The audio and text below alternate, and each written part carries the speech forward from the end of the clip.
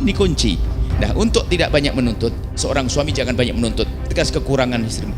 Dulu ia untuk belasan tahun dengan model badannya dan seterusnya, mungkin bertambahnya tahun, melahirkan anak-anakmu, kemudian akan ada perubahan. Jangan sakiti hatinya dengan kalimat-kalimat Anda, urusan fisiknya.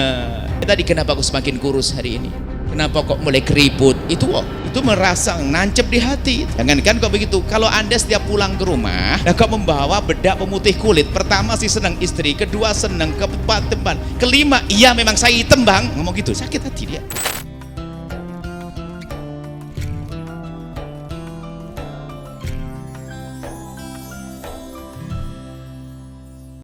Ada suami itu memperbudak istrinya hanya karena pendidikannya lemah, rendah. Bahkan mungkin ada suami senang yang istri yang bahlul-bahlul begitu, bisa dibodoh-bodohin. Nah, ini nggak akan bahagia. Istrimu bukan untuk dibodoh-bodohi, tapi istrimu hendaknya kau pintarkan, istrimu kau angkat derajatnya. Kalau memang derajatmu lebih tinggi, bukan direndahkan, maka disinilah kehidupan akan semakin indah. Jadi seorang wanita, seorang suami jangan banyak menuntut. Tuntutan itu halus loh ya, kadang-kadang menuntut pasangan dengan bermacam-macam. Mohon maaf, terlalu ideal, pengen rambut begini, pengen hidung begini, pengen bibir begini. Termasuk bahasa menuntut halus begini, yang lihat itu perempuan cantik banget ya bibirnya itu ya, itu kan kurang ajar laki-laki ini. Kan ngomong maksudnya bibirmu enggak kayak itu, ngecek kan sebetulnya. Memang ada laki-laki celekat, celkit juga ada. Dan Anda jangan menjadi orang seperti itu, Anda menyakitkan. Kalau Anda menemukan kekurangan, sudah Anda, itu adalah istrimu yang kau ambil dengan halal, dengan ridho Allah. Adapun untuk mempercantik istrimu adalah sederhana resep dari Al-Quran. Jaga matamu, maka pasanganmu akan semakin indah. Tapi kalau kita mengobral mata kita, lihat sana, lihat sini, maka biarpun katanya istrinya sangat cantik, masih saja kurang. Kenapa? Matanya kotor. Kullil mu'minina yaghuddu min absarihim. Katakan kepada para bapak-bapak agar menjaga mata, agar di rumah nanti semakin indah. Begitu sebaliknya seorang istri, kerjaannya nonton film, membayangkan, oh seandainya suamiku berkumis kayak itu, memang suaminya nggak punya kumis. Oh seandainya suamiku berjenggot begitu atau bagaimana. Oh seandainya, lihat, mulai menghayalkan laki-laki, lihat kurang indahnya sang suami gara-gara tidak menutup matanya. Maka kullil mu'minati yaghdudna min absarihinna, katakan pada para wanita itu yang ada di belakang agar menjaga matanya. Semakin kita menjaga mata, maksudnya menjaga mata apa? Jangan melihat yang haram yang dilihat. Selagi kita menjaga dari yang haram, maka yang halal akan semakin indah. Ini kunci. Nah, untuk tidak banyak menuntut, seorang suami jangan banyak menuntut atas kekurangan istrimu. Dulu ia untuk belasan tahun dengan model badannya dan seterusnya, mungkin bertambahnya tahun, melahirkan anak-anakmu, kemudian akan ada perubahan. Jangan sakiti hatinya dengan kalimat-kalimat Anda, urusan fisiknya. Kayak tadi, kenapa aku semakin kurus hari ini? Kenapa kok mulai keriput? Itu merasang, nancep di hati itu. Jangankan kok begitu, kalau Anda setiap pulang ke rumah, kok membawa bedak pemutih kulit, pertama sih senang istri, kedua senang, keempat teman, kelima iya memang saya hitam bang, ngomong gitu, sakit hati dia. Anda tidak punya perasaan. Menjaga perasaan itu penting. Termasuk, mohon maaf, Anda ada banyak hal istri, kebutuhan pribadi Anda. Misalnya ada seorang wanita dalam keadaan haid, kebutuhan Anda tidak terpenuhi. Jangan biasa menuntut, akan tapi Anda faham ini adalah syariat, saya tidak boleh. Maka tidak boleh marah-marah dan sebagainya. Kekurangan pelayanan sang istri tidak boleh menjadikan kita marah. Akan tapi di sisi lain kami menghimbau suami itu dalam pelayanan, urusan di atas ranjang juga demikian. Seorang istri pun juga demikian. Kalau seandainya seorang istri tidak bisa melayani, kita sebagai seorang suami jangan juga gampang menuntut lalu mengatakan mohon maaf, mengatakan kerendahannya, kelemahannya. Mohon maaf, kadang-kadang mulut ini tajam, mencium aroma yang tidak indah dari pasangan, itu jangan diucapkan, apalagi di saat lagi berhubungan misalnya. Semua dari kita itu dalam tempo tertentu akan keluar aroma yang tidak indah, kecuali Anda jadi robot besi, nggak akan keluar ingus, nggak keluar liur, nggak ada. Cuman kadang-kadang Masya Allah orang tuh, kenapa kok mau bau? Dan seterusnya, hati-hati, menyakitkan kalau Anda tahu itu. Cuman di sisi lain, kami himbau kepada siapapun tetap harus menjaga pasangan. Tolonglah wahai para suami, Ya, jangan hanya menuntut istrimu dandan cantik dan sebagainya. Anda sendiri harus tahu diri dong. Kalau mau pulang rumah kadang kami ingatkan, tolonglah mampir pom bensin dulu, sikat gigi, pakai minyak wangi, sehingga kalau ketemu rumah itu mencium kening suami istri, aromanya aroma wangi. Jangan sampai cuek bebek. Jangan berkata memang saya begini. Lah sudah tahu begitu nggak ngindah-ngindahkan diri, tambah sedikit dong, paling enggak merapikan, membersihkan mulut kita, kemudian wilayah-wilayah yang mungkin ada lipatan-lipatan yang bahkan mengeluarkan aroma.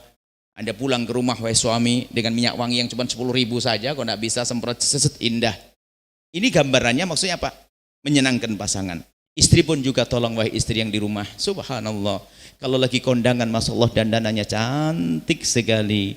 Tapi giliran nemui suaminya di rumah adalah dengan daster robek tahun 96. Ini adalah model ibu-ibu. Alasannya apa? Oh, sudah ibu-ibu lah. Justru kalau Anda sudah mulai seperti itu, tapi Anda harus punya ide cemerlang untuk memperindah hubungan. Jangan nyerah dengan keadaan. Nah, termasuk ya hal yang semacam ini di rumah, mohon ibu-ibu berdandan bersih, paling tidak kebersihan. Khusus yang wilayah-wilayah yang tersembunyi, yang kadang mengeluarkan aroma tidak baik. Sehingga di dalam Islam itu indahnya apa? Wahai para suami, kalau engkau ingin pulang ke rumah jangan mengagetkan, kasih kabar. Makruh datang ke rumah kejutan. Itu makruh. Khawatir kita menemukan pada istri kita sesuatu yang kita tidak senang. Apakah aroma dan sebagainya. Tapi kasih tahu, yang 1 jam lagi abang datang, yang itu sudah isyarat. Berarti istrinya harus segera ke kamar mandi, bersih-bersih, pakai minyak wangi dan sebagainya. Cuma nasib buruk, istrinya nggak paham-paham. Iya bang. Wah ini tetap sampai di rumah. Wah insya Allah aroma, walang sangit, jeruk nipis segala macam. Nah ini, wahai tolong para istri, Anda bersih. Apalagi di saat Anda mau kedatangan suami, Anda bersihkan diri Anda. Wilayah-wilayah tertentu dan sebagainya yang bersih ya. Kemudian juga mohon maaf, ini adalah majelis mulia yang sangat pribadi. Wanita dalam keadaan haid tidak boleh suami istri berhubungan. Maka suami jangan menuntut untuk bisa berhubungan, jangan menyalah-nyalahkan, itu dari Allah haid. Dan berhubungan waktu haid dosa besar. Tapi bukan berarti tidak bisa bermesraan.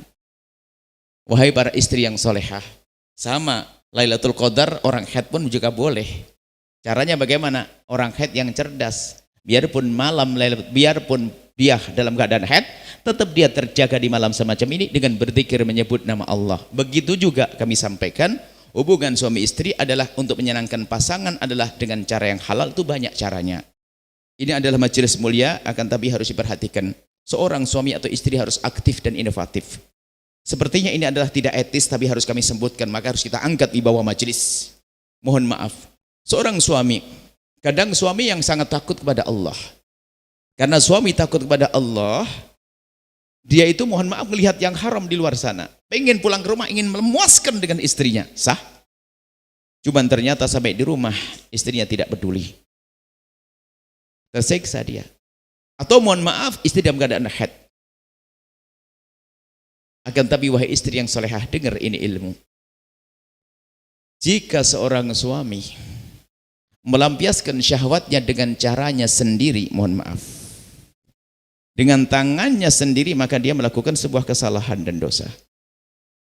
Tapi kalau seorang suami mencari kesenangan biarpun istrinya haid, tapi dengan kelihayan seorang istri, dengan tangan istri atau kepandaian seorang istri, yang penting puas suaminya, yang penting tidak masuk lubang depan, lubang belakang, dengan keahliannya, dengan tangan istri misalnya, mohon maaf, itu tidak dosa.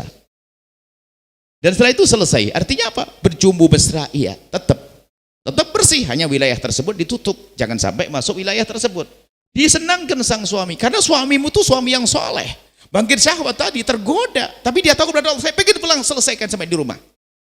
Kadang-kadang sampai di rumah istri ogah-ogahan. Ogah-ogahan ini memang adalah sifat sebagian perempuan yang tidak berpikir cerdas. Ada suami juga cuek. Mohon maaf. Suami kadang-kadang hanya berhubungan dengan istrinya kalau dia lagi mau saja. Sementara tidak memperhatikan urusan syahwat. Ini penting, harus perhatikan kecerdasan dalam menyelesaikan syahwat pasangan. Istrimu kadang-kadang tidak harus Anda puas tuntas dalam hubungan itu, akan tapi dia perlu sentuhan tangan, perlu pelukan, mungkin perlu bertutur kata yang indah, dekapan yang hangat dan seterusnya. Dia akan tuntas kadang dengan itu semuanya. Termasuk mohon maaf, jika mungkin Anda tidak mampu menyelesaikan dengan alat pribadi Anda bisa dengan kelihayan tangan Anda, cara Anda, sampai dia tuntas. Karena apa yang akan dirasakan ada penghargaan dari Anda. Anda menghargai dia. Dengan cara Anda, itu adalah penghargaan bagi dia. Akan puas hatinya. Jangan sebagai seorang suami cuek juga. Cuek itu, hal ini jangan dianggap sepele loh ya. Ada perempuan kalau sudah head betul libur full, libur membuat sarapan, libur tahajud, libur semuanya, libur menyenangkan suami. Wah repot ini. Kami sampaikan kepada para wanita, ini grup kaum laki-laki. Dan juga laki-laki peduli kepada istri. Jangan sampai cuek bebek, urusan pribadi. Ini penting. Jadi ini hal-hal semacam ini harus perhatikan. Kelihatannya sepele, tapi kalau tidak perhatikan membahayakan juga. Takut pik matanya kemana-mana.